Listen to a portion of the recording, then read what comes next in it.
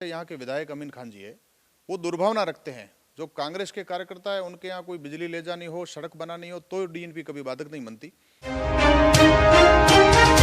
आप एक पुलिस थाने के हिस्ट्री शीटर भी हैं।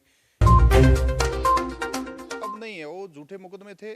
सारे मुकदमों में निर्दोष रूप से न्यायालयों द्वारा बरी किया जा चुका हूँ।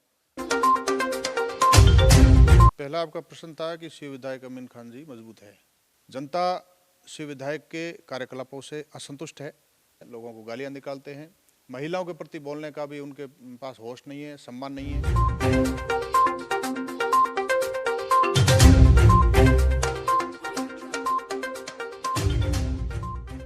नमस्कार, क्या हाल है नेताजी के इस एपिसोड में फिर से आपका स्वागत है। आज हम शिव विधानसभा की बात करेंगे। शिव विधानसभा बड़ी चर्चित विधानसभा है क्योंकि अतीत में यहाँ पर उन नेताओं ने चुनाव लड़े जिनके बारे में जयपुर ही नहीं बल्कि दिल्ली तक चर्चा रही। यहाँ पर इस बात को भी बताना जरूरी है कि दूसरी बार लगातार कोई भी विधायक नहीं बना। आज स्वरूप सिंह खारा वो व्यक्तित्व जिनका चर्चा काफ़ी रहा पहले भी और जब राजनीति में आए तब भी, उनसे बात करेंगे। भारतीय जनता पार्टी से वो शिव विधानसभा क्षेत्र से चुनाव लड़ने की तैयारी में है, लगातार प्रयास कर रहे हैं, आम जनता के साथ लगातार उनका संपर्क भी है। साथ ही साथ ये बताना भी यहाँ ज़रूरी है कि आरएसएस की पृष्ठभूमि से आते हैं, इसीलिए कई सारे सवाल होंगे जिसमें हम ये उम्मीद करेंगे कि स्वरूप सिंह खारा इसका बेहतर तरीके से जवाब दे, जिसमें सच्चाई हो, हकीकत हो। सबसे पहले बहुत बहुत स्वागत है आपका हमारे इस खास कार्यक्रम में। धन्यवाद। स्वरूप सिंह जी, पहले तो आपसे ही जानना चाहेंगे कि राजनीति में आने से पहले स्वरूप सिंह खारा क्या किया करते थे और राजनीति में आने की कब मन में आई? हर व्यक्ति शिक्षा पूर्ण करने के बाद में उसको अपने रोजगार का ही सूझता है। ऐसे ही मैंने नौकरी के प्रयास किए, लगी नहीं तो एक निजी व्यापार करता था, ठेकेदारी का कार्य करता था। उसके बाद में लगा कि यह एक सामाजिक जीवन है, राजनीतिक क्षेत्र, इसमें जाना चाहिए। तो फिर ऐसे ही दिमाग में आई बात, सेवा का भाव जगा तो यहाँ आने का विचार कर लिया। भारतीय जनता पार्टी में एक राजनेता का ठप्पा लगने से पहले आप पर एक संघिष्ठ होने का भी प्रभाव रहा है। मैं राष्ट्रीय स्वयंसेवक संघ का स्वयंसेवक हूँ और संघ में अनेक दायित्व रहे, संघ में काम भी किया और बाद में राजनीतिक जीवन में प्रवेश किया। तो निश्चित रूप से एक स्वयंसेवक होने का मुझे गर्व भी है। जिस विधानसभा की तरफ आपका ज़्यादा ध्यान है, बताया ये जाता है कि उस विधानसभा में भारतीय जनता पार्टी के एक दो नहीं दर्जनों ऐसे चेहरे हैं जो चुनाव लड़ना चाहते हैं 2023 का। इस आपाधापी में कितनी मुश्किलें सामने आएगी, कितनी दिक्कतें सामने आएगी, या इस चीज़ से परे काम कर किए जा रहे हैं? देखिए, शिव विधानसभा में जो अधिक दावेदारों की चर्चा आ रही है उसके दो तीन कारण हैं। पहला कारण ये है कि बाड़मेर जिले में भारतीय जनता पार्टी कुछ ही स्थानों पर प्रारंभ में थी, उनमें से एक स्थान शिव भी है। शिव में प्रारंभ से ही थी, या ऐसा कहें कि भारतीय जनता पार्टी का बाड़मेर जिले का शिव सबसे प्राचीन उद्गम स्थल है। तो स्वाभाविक है कि जब भाजपा का अस्तित्व वहीं से है तो उन लोगों का कई पीढ़ियों से जुड़ाव भी है और पारंपरिक रूप से वो भाजपा के हैं तो निश्चित रूप से दावेदार होंगे ही। दूसरी बात, जहाँ दावेदारी ज़्यादा होती है, ये लोकतंत्र की खूबसूरती है, सुंदरता है। दावेदारी ज़्यादा होनी चाहिए और जहाँ ज़्यादा दावेदारी है स्वाभाविक रूप से वहाँ सक्षम कार्यकर्ता भी है। कुल मिलाकर शिव विधानसभा सक्षम, समर्थ और प्राचीन और पारंपरिक कार्यकर्ताओं वाला बहुत बड़ा क्षेत्र है। ये बड़े गौरव का विषय है। लेकिन सवाल तो ये भी उठता है कि चूंकि आप संघ की पृष्ठभूमि से हैं और वो इलाका एक अल्पसंख्यक वोट बैंक का एक बहुत बड़ा प्रतिशत वहाँ पर है, तो क्या लगता है आपको कि पिछले चुनावों की अगर अतीत की बात करें तो वहाँ पर जो परिणाम, जो वोट प्रतिशत बंटा हुआ नजर आया, उससे लगता है कि भाजपा की राह आसान है इस बार? देखिए, 2014 में जैसे ही नरेंद्र मोदी जी भारत के प्रधानमंत्री बने, तब से उनकी जन कल्याणकारी योजनाएं जो केंद्र में लागू होती है वो किसी भी प्रकार की हो, चाहे हो गैस चूल्हे की हो, चाहे सड़क की हो, चाहे पानी की हो, किसी भी प्रकार की हो, तो देश में रहने वाले मतपंथ संप्रदाय के सब लोग उसका लाभ उठाते हैं। वो किसी एक मतपंथ संप्रदाय के लिए नहीं होती। इसलिए स्वाभाविक रूप से आपने अभी गुजरात में, उससे पहले उत्तर प्रदेश में मतदान देखा होगा, तो बहुत सारे अल्पसंख्यकों के आश्चर्यजनक रूप से मत मिले हैं और ऐसे इश्यू में भी मत मिलेंगे। क्या वजह मानते हैं अल्पसंख्यक वर्ग जो धुर विरोधी बताया जाता है राष्ट्रीय स्वयंसेवक संघ भाजपा का, वो क्यों वोट देगा आपको? क्या वजह है ऐसी? क्योंकि एक माहौल बना हुआ है कि ये जो संगठन है आरएसएस भाजपा, ये अल्पसंख्यक विरोधी है, ऐसा आपके विरोधी लगातार इसको प्रचारित प्रसारित करते रहे हैं। राष्ट्रीय स्वयंसेवक संघ की स्थापना 1925 में हुई। उसका काम है सांस्कृतिक राष्ट्रवाद।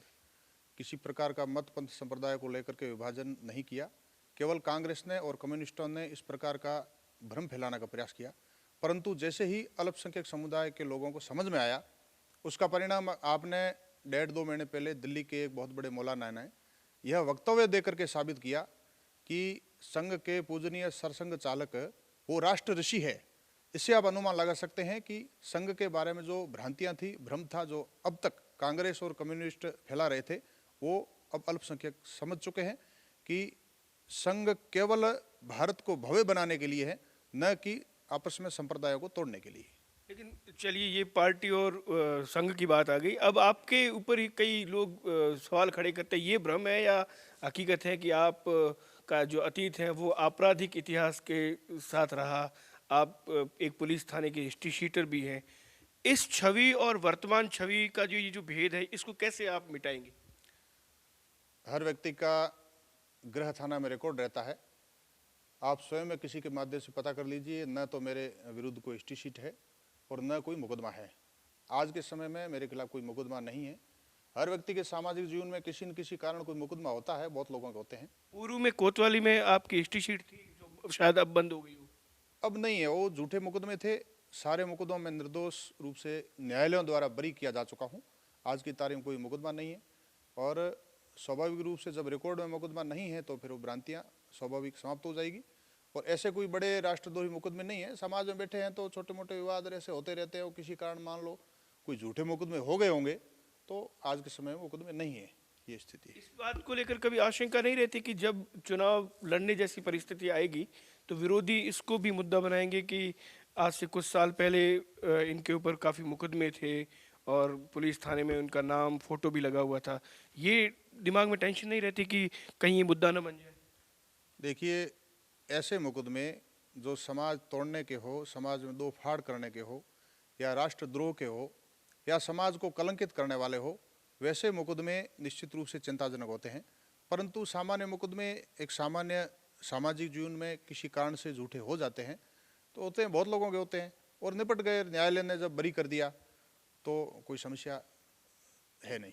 अच्छा, अपन वापस चुनाव पे आते हैं, विधानसभा पे आते हैं। पिछली बार एक संगठन आरएलपी ने वहाँ पर भारतीय जनता पार्टी का बड़ा नुकसान किया।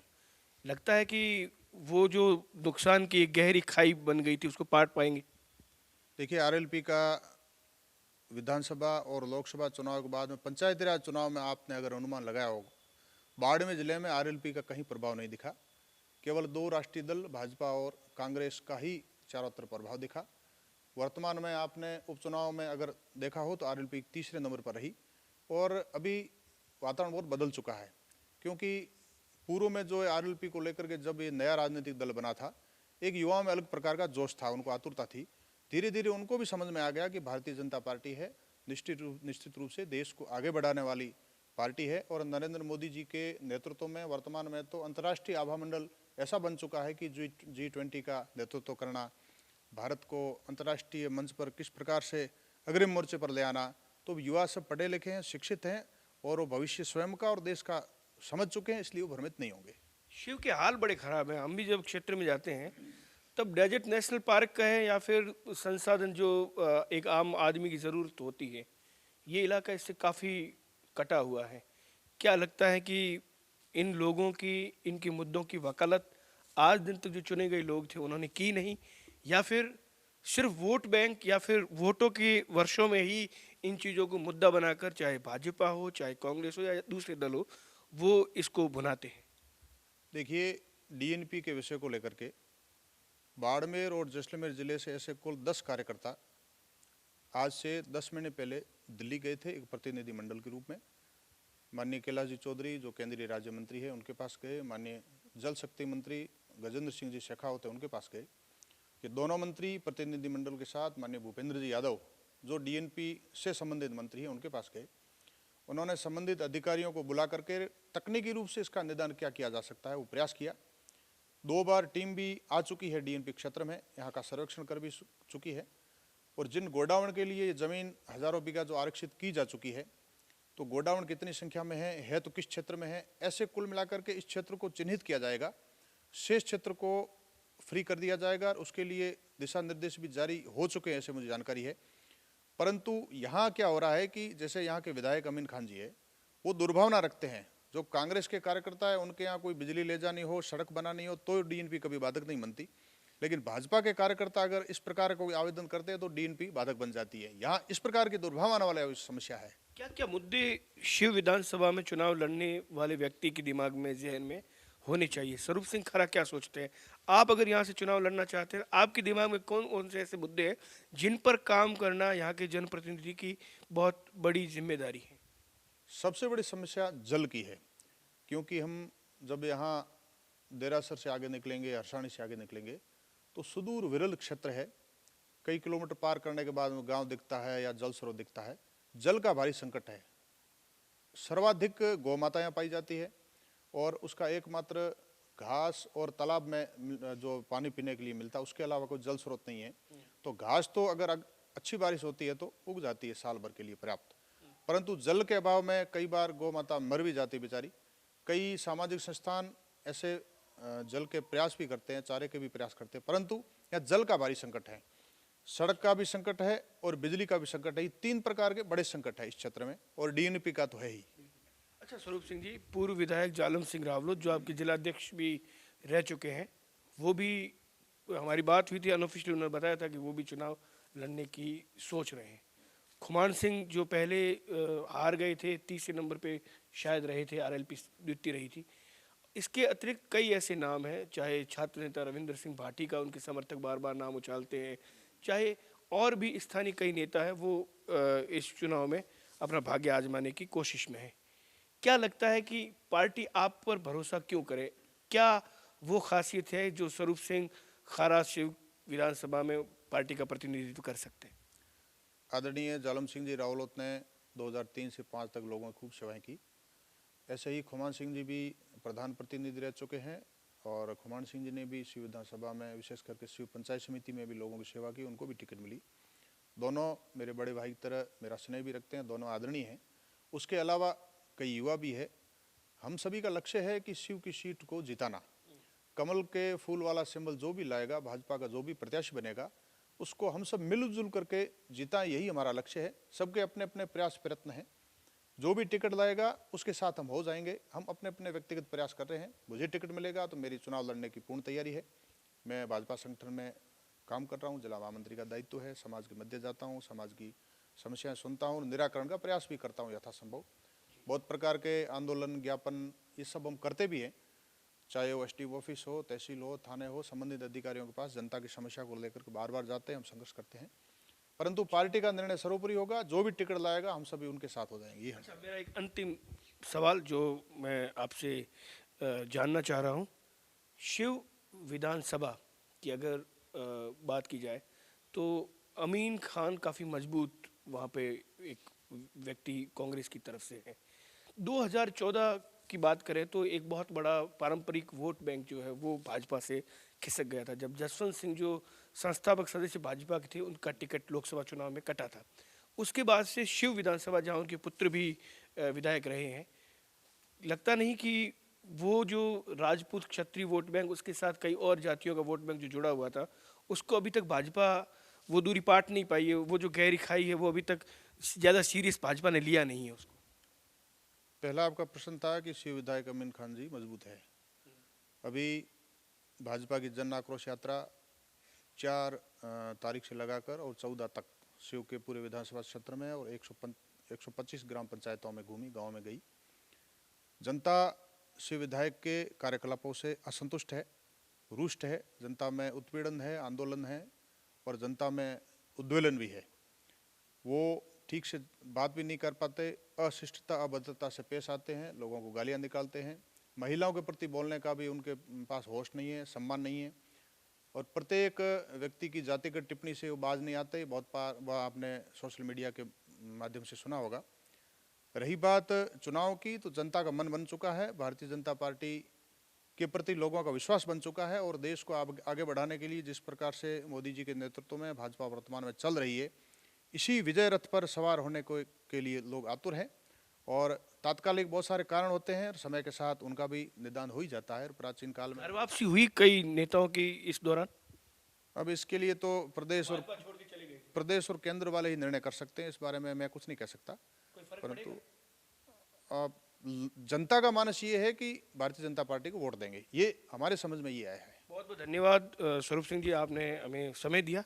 और चूंकि चुनाव में अभी साल भर बाकी है, कई उतार चढ़ाव आएंगे, फिर आपसे रूबरू होने का प्रयास करेंगे। बहुत धन्यवाद। तो स्वरूप सिंह खारा भारतीय जनता पार्टी के, और जैसा मैंने पहले भी कहा कि आरएसएस पृष्ठभूमि से आते हैं, लगातार शिव विधानसभा क्षेत्र में सक्रिय हैं, आम जनता से लगातार जुड़ने की प्रयास में है। और अभी जन आक्रोश यात्रा में भी उन्होंने कई गांवों में, सैकड़ों गांवों में जो इनका कहना है, वहां जाकर स्थानीय विधायक के क्रियाकलापों की आम जनता से फीडबैक लिया है। और उसके बाद दावे के साथ कह सकते हैं कि वर्तमान विधायक के प्रति लोग संतुष्ट नहीं हैं। अब देखना यह है कि साल भर बाद पार्टी किस पर अपना दांव आजमाती है। फिलहाल अगले एपिसोड में हम फिर एक किसी अन्य शख्सियत के साथ आपसे रूबरू होंगे। तब तक के लिए धन्यवाद।